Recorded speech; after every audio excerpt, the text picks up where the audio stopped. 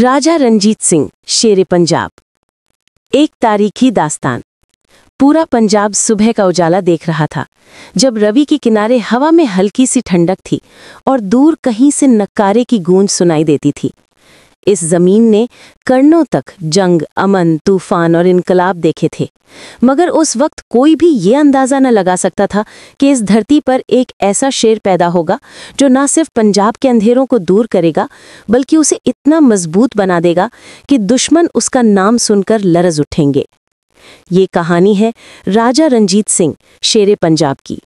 वो बंदा जिसके पास ना तो कागजी तालीम थी, ना रॉयल अंग्रेजी अदब, मगर जिसके दिल में अपनी ज़मीन, अपनी कौम और इंसाफ का जज्बा इस कदर था कि आज तक लोग उसे याद करते हैं।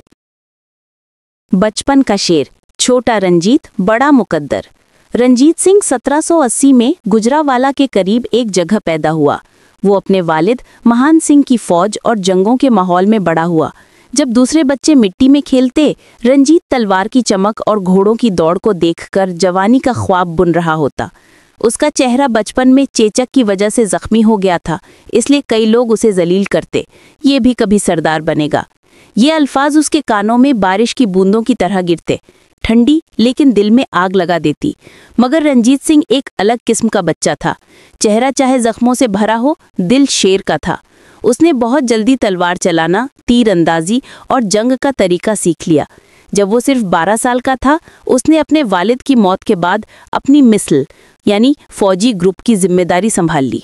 12 साल का बच्चा मगर दिल में शेर। उस वक्त पंजाब 12 छोटी छोटी सिख मिसलों में तकसीम था। हर एक अपने आप को लीडर समझता, लेकिन कोई भी एक हुकूमत का कायम ना कर सकता। रंजीत सिंह ने बचपन में ही फैसला कर लिया था, पंजाब एक होगा और मैं इसे एक करके दिखाऊंगा। तकसीम शुदा पंजाब, आंधी से पहले की खामोशी। उस वक्त का पंजाब बहुत बेचैन था। हर जगह लूटमार, जंग, अफरा तफरी। अफगानी सरदार कभी पेशावर तक हमला करते, कभी लाहौर तक। सिख मिसलें एक दूसरे की दुश्मन। वजीर खान जैसे फसादी लाहौर पर काबिज थे। जमीन से ज्यादा लोगों का खून बह रहा था। इस हालात में रंजीत सिंह को सिर्फ एक चीज नजर आई, अमन की कमी, इख्तिलाफ की वजह से कमजोरी। दरबार में न जात पूछी जाती, न मजहब, सिर्फ सलाहियत देखी जाती। वो कहता था, पंजाब सबका है और मैं पंजाब का नौकर हूँ। लाहौर फोर्ट में उसका ताजपोशी हॉल, शाही हवेलियां और दरबार में सोना चांदी नहीं बल्कि इंसाफ की ताकत चमकती थी। लोग दूर दूर से उसके पास फैसला करवाने आते। उसका एक कानून था, जिस दिन अवाम परेशान हो जाए उस दिन बादशाह का राज खत्म। और अवाम उससे खुश थी। क्यों? क्योंकि राजा रंजीत सिंह उनके दर्द समझता था, उनकी जमीन का एहतराम करता था। खालसा फौज की तामीर, शेरों की फौज। रंजीत सिंह को पता था कि अगर अफगानी, मुगल और अंग्रेजों जैसे बड़े दुश्मनों का मुकाबला करना है तो फौज मजबूत होनी चाहिए। वो फौज सिर्फ जज्बा से नहीं बल्कि ट्रेनिंग, डिसिप्लिन और मॉडर्न हथियार से तैयार होती है। इसलिए उसने फ्रांस, इटली और अमेरिका से सरदार बुलवाए, यूरोपियन जनरल्स जिनके नाम हिंदू सिख जमीन पर कम ही सुने गए थे। जनरल अलार्ड, कैवलरी का उस्ताद, general Ventura, infantry master, general Avitabile, Peshawar का आदिल governor, general Court, artillery expert. उन सब ने मिलकर रंजीत सिंह की खालसा फौज को एक मॉडर्न जबरदस्त फौज बना दिया। खालसा फौज के सिपाही लंबे, ताकतवर, सर्द हवाओं में दौड़ा लगाते, तलवार और बंदूक दोनों में माहिर। उनका नारा था, जो बोले सो निहाल, सत श्री अकाल। और जब ये नारा जंग में गूंजता तो दुश्मन के पैर लरस जाते। अफगानिस्तान की सरहद पर जंग, काबुली दरवाज़ा गूंज उठा। 1823 में जब अफगानी सरदार दोस्त मोहम्मद खान ने अटक और कश्मीर की तरफ नज़र दिखाई, रंजीत सिंह ने एक ही जुमला कहा, पंजाब की हिफाजत हर सिपाही का फ़र्ज़ है। उसने अपनी फ़ौज को अटक की तरफ भेजा। कश्मीर के पहाड़ों में जंग मुश्किल थी, मगर खालसा फ़ौज ने कभी पीछे मुड़कर न देखा।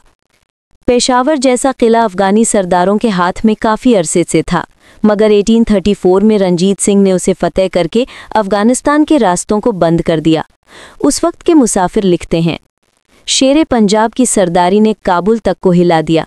अफगानी अब लाहौर की तरफ आंख उठाकर भी नहीं देखते। पंजाब की इत्तेहाद, मिसलान का जमा होना। रंजीत सिंह का सबसे बड़ा काम था सिख मिसल सिस्टम को एक हुकूमत में जोड़ना। ये मुश्किल काम था क्योंकि हर मिसल का सरदार अपने आप को बादशाह समझता था। कोई जंग से माना, कोई शर्त से, कोई मोहब्बत से। लेकिन रंजीत सिंह किसी को जलील नहीं करता था। वो कहता, आओ हम मिलकर पंजाब बनाएं।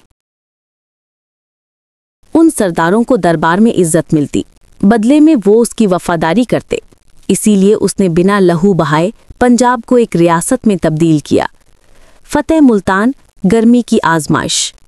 मुल्तान का नवाब मुजफ्फर खान मजबूत था, किला ऊंचा, दीवारें मोटी और फौज बेमिसाल। मगर रंजीत सिंह ने फैसला कर लिया कि मुल्तान को पंजाब का हिस्सा बनाना है। जंग 1818 में हुई। धूप सख्त थी। सिपाही कहते सिकंदर आजम भी मुल्तान की गर्मी से परेशान हो गया होता, लेकिन खालसा फौज ने नादिर हिम्मत दिखाई। किला फतेह हुआ और पंजाब की सरहद और मजबूत हो गई। मुल्तान के बाद देराजात, हजारा और कश्मीर तक रंजीत सिंह का राज बढ़ता चला गया। रंजीत सिंह इंसाफ पसंद हाकिम। सिक्की में शराब मना है, लेकिन रंजीत सिंह शराब का शौक करता था। मगर जब भी दरबार में कोई मजलूम आता, रंजीत सिंह शराब का प्याला रख देता और कहता, मजलूम की दुआ से बढ़कर कोई ताकत नहीं। अवाम के लिए ये बादशाह सिर्फ नाम का राजा नहीं, बल्कि उनका मुहाफिज था। उसने चोरों के लिए सख्त कानून बनाए, मगर आम लोगों पर कभी जुल्म नहीं किया। जमींदारों से बेजा लोग लगाना मना था। मस्जिदों, मंदिरों और गुरुद्वारों को बराबर की हिफाजत मिलती। लोग कहते, शेर पंजाब ने धरती को इंसाफ दिया। अंग्रेजों से मुकाबला, 2 बादशाह 2 दुनिया। ईस्ट इंडिया कंपनी उस वक्त हिंदुस्तान में हर जगह कब्जा कर रही थी। दिल में सलामी, ज़बान पर चालाकी। वो चाहते थे कि पंजाब भी उनके नीचे आ जाए। मगर उनके सामने एक बंदा था जिसका चेहरा जख्मी मगर इरादा फौलाद, राजा रंजीत सिंह। अंग्रेज डिप्लोमैट्स जब लाहौर आते तो वो देखते कि लाहौर दरबार की शान लंदन की पार्लियामेंट से कम नहीं। रंजीत सिंह उनसे ज्यादा नहीं बोलता था, बस इतना कह देता, पंजाब का फैसला लाहौर में होगा, कलकत्ता में नहीं। अंग्रेज समझ गए कि ये बंदा उनका दुश्मन नहीं, मगर आसान शिकार भी नहीं। इसीलिए उन्होंने पंजाब से जंग नहीं की जब तक रंजीत सिंह जिंदा रहा। आखिरी सांस पंजाब का रोना। 1839 का साल। लाहौर में गर्मी अपनी बुलंदी पर थी, दरबार में खामोशी। रंजीत सिंह की तबीयत बहुत खराब हो चुकी थी। उसने अपने सब वजीरों को बुलाया और कहा कि पंजाब को कभी कमज़ोर मत होने देना। लेकिन उसके बाद पंजाब कमज़ोर हो गया, क्योंकि शेर मर गया था, और जैसे ही शेर गिरता है, जंगली जानवर उसकी लाश पर टूट पड़ते हैं। रंजीत सिंह की मौत के बाद अंग्रेजों ने पंजाब पर हमला कर दिया। 2 जंगें हुईं, एंग्लो सिख वॉर्स, और 1849 तक पंजाब भी अंग्रेजों के हाथ चला गया। लोग कहते हैं, जब तक शेर पंजाब जिंदा था, हिंदुस्तान की कोई ताकत लाहौर की तरफ देख भी नहीं सकती थी।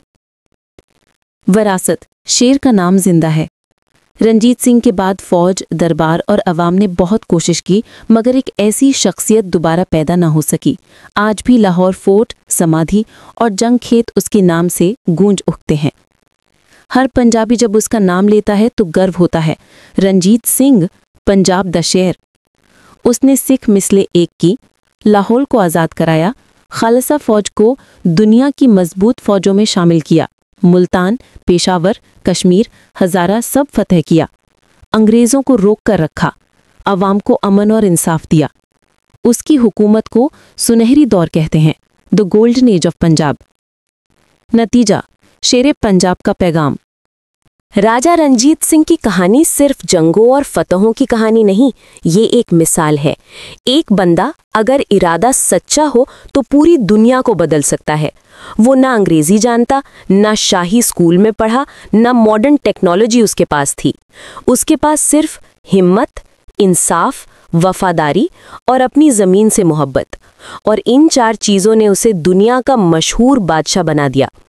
आज भी जब पंजाब का कोई जवान तलवार उठाकर या ढोल बजाकर नारा लगाता है तो कहीं न कहीं रंजीत सिंह की रूह कह देती है, पंजाब जिंदा है जब तक उसमें शेर पैदा होते रहेंगे।